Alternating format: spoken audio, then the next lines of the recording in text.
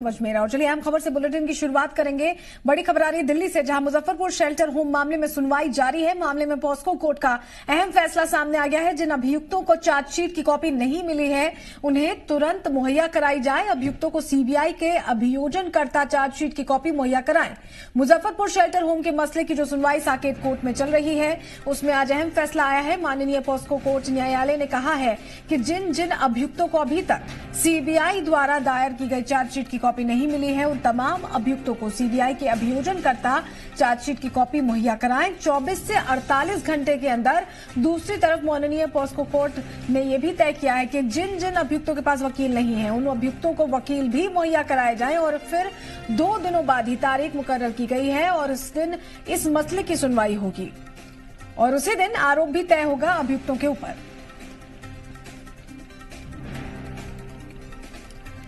और जी मीडिया संवाददाता हमारे साथ जुड़ रहे हैं, उनका रुख कर लेते हैं। आसिफ इकबाल हमारे साथ दिल्ली से जुड़ रहे हैं। आसिफ, पूरा अपडेट दे इस सुनवाई पर, क्या कुछ कहा है कोर्ट ने? बिल्कुल सलोनी, मैं आपको बताऊं कि देखिए जैसा कि पहले से मुकर्रर था कि वो लोग तमाम जो अभियुक्त थे वो सभी लोग तिहाड़ जेल से साकेत कोर्ट पहुंचे। कोर्ट की कार्रवाई शुरू हुई। जब उसके बाद कोर्ट ने पूछा, माननीय कोर्ट ने, कि भाई सभी लोगों को चार्जशीट कॉपी मिल गई है, आप अपने वकील को सामने खड़ा करिए, तो कई सारे अभियुक्त ऐसे थे जिन्होंने कहा कि हमें अभी तक चार्जशीट की कॉपी तक नहीं मिली है और इसलिए हम अपने वकील को आखिर कैसे खड़ा करें और क्या खड़ा करें। फिर उसके बाद उन्होंने कहा कि आप और लोगों के वकील भी क्या नियुक्त नहीं किए गए, तो उन लोगों ने बताया कि जी हाँ बिल्कुल, क्योंकि शनिवार को ही आए थे और उसके बाद उनको तिहाड़ भेज दिया गया। उसके बाद कुछ लोगों के पास वकील भी मुहैया नहीं होते, इसलिए माननीय न्यायालय ने कहा कि सबसे पहले तो ये कि जो सीबीआई के अभियोजनकर्ता हैं उनको ये निर्देश दिया कि आप तुरंत 24 से 48 घंटे के अंदर तमाम लोगों को, तमाम अभियुक्तों को चार्जशीट कॉपी मुहैया कराइए और जिनको वकील नहीं है उनको भी वकील मुहैया कराने की कोशिश की गई। देखिए जो अभियुक्त जिनके वकील यहाँ पे मौजूद हैं, हम उन लोगों को, तमाम लोगों को हम लोगों ने बुला लिया था और चाहे जी बिहार झारखंड, क्योंकि इस खबर को प्रमुखता दिखा रहा है, तमाम लोगों को समझा रहा है और इसीलिए कि आज जो माननीय न्यायालय में, क्योंकि आप लोग तो प्रिपेयर होके गए थे कि आज दायर होना है, आज तमाम चीज तय हो जानी है, आज आरोप पत्र दाखिल तय हो जाए कि आखिर कौन कौन से लोग आरोपी हैं और उन पर भी बहस होगा। लेकिन आज क्या हुआ न्यायालय? आज जैसे ही 12:30 में न्यायालय की कार्रवाई शुरू हुई और बालिकागृह कांड के 20 अभियुक्त, ब्रजेश ठाकुर समेत 20 अभियुक्त जैसे ही न्यायालय में उपस्थित हुए, उसके बाद एक प्रश्न आ गया कि बहुत ऐसे कुछ अभियुक्त हैं जिनके पास एडवोकेट नहीं, तो उसको नियुक्त करने का निर्देश कोर्ट के द्वारा दिया गया। उसके साथ साथ बहुत सारे ऐसे अभियुक्त हैं जिन्होंने कहा कि हमको कोई कागज नहीं है, मैं क्या बहस करूंगा आरोप गठन के बिंदु पर। कि आप भी अभियुक्त हैं, तो आपके पास कागज में है? जी हम मेरे पास आपके पास भी है कागज?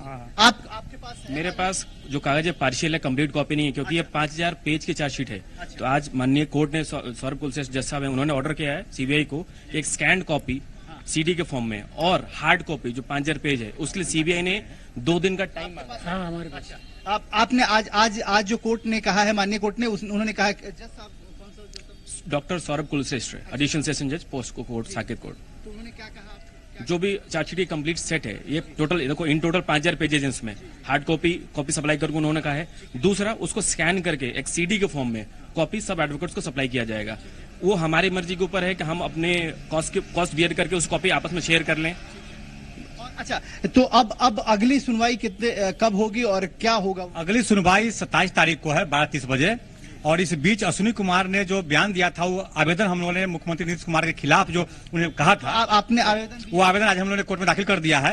न्यायालय ने कहा है कि आप इसकी प्रति आप सीबीआई को भी, ठीक है, आप अपना, बिल्कुल। देखिए सलोनी, साफ तौर पे है कि अब 27 तारीख को 12:30 बजे फिर कोर्ट की तरफ मुखातिब होंगे लोग और उस दिन काफी अहम इसलिए हो जाता है क्योंकि उसी दिन आरोप तय हो जाएगा कि आखिर जो अभियुक्त हैं उसमें कौन कौन से दोषी हैं, उनके ऊपर कौन कौन सी धाराएं लगेंगी और उसके बाद इस पूरे मसले की सुनवाई होगी। फिर ट्रायल होगा और ट्रायल में तमाम चीज तय हो पाएंगी कि आखिर कौन कौन से आरोपी इसमें निर्दोष होते हैं और कौन कौन से दोषी साबित होते हैं।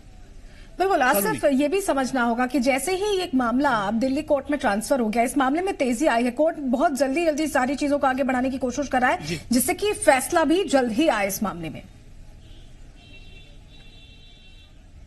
बिल्कुल आप एकदम बेहतर कर रही है, क्योंकि देखिए साफ तौर पे कोर्ट ने 6 महीने का वक्त निर्धारित कर दिया है और 6 महीने में ही कहा है कि इस पूरे केस की जो भी कंक्लूडिंग है वो 6 महीने के अंदर हो जाए। वहां से यहां ट्रांसफर करने के पीछे मकसद साफ था कि वहां ये लग रहा था कि कहीं वहां जो अभियुक्त हैं वो उसको पूरे मामले को प्रभावित न कर सके, इसलिए स्पीडी ट्रायल इसीलिए आज कोर्ट ने जो सीबीआई के जो अनुसंधान करता है महिला आई हुई थी उनको स्पष्ट निर्देश दिया है कि आप फ्लाइट से कागज लाएं, जैसे भी लाएं, लेकिन आपको हर हाल में कागज लाना है और 12:30 तक परसों सभी को यह कागज मुहैया करा देना है। चूंकि सुप्रीम कोर्ट का आदेश है। इतना ही नहीं, जो सीबीआई की तरफ से वकील नियुक्त हुए थे उनको भी कहा गया है कि आप परसों तक यह कन्फर्मेशन ला करके दें कि आप सीबीआई के एडवोकेट हैं, तो फिर मैं सुप्रीम कोर्ट को इसका इत्तला करूंगा, फिर कंटेम्प्ट हुआ तो आप समझेंगे। मतलब इसका मतलब है कि सुप्रीम कोर्ट एग्जामिन कर रहा है, पूरा सुप्रीम कोर्ट मॉनिटरिंग कर रहा है, क्योंकि ये स्पीडी ट्रायल है और डे टू डे बेसिस पे ट्रायल इसका होना जरूरी है। सुप्रीम कोर्ट इसको डे टू डे ट्रायल को मॉनिटर कर रहा है। और आज अभी सीबीआई के इंस्पेक्टर जो ऑफिसर इंचार्ज है वहां पे, ज्योति नाम से उसका ज्योति आर की थी, उनको निर्देश दिया गया कि अपने एसपी को पोस्ट लंच प्रोड्यूस किया जाए कोर्ट में। हार्ड कॉपी और जो चार्जशीट है वो पटना में पड़ी हुई है, इनके पास उसकी एक एडिशनल कॉपी भी नहीं है। आप लोगों के जो अभियुक्त हैं उनको क्या तिहाड़ में उन लोग को बैरक नंबर और ये सब कुछ मिल गया, जेल नंबर, बैरक नंबर? जी हाँ। आपकी अभियुक्त किस बैरक में है?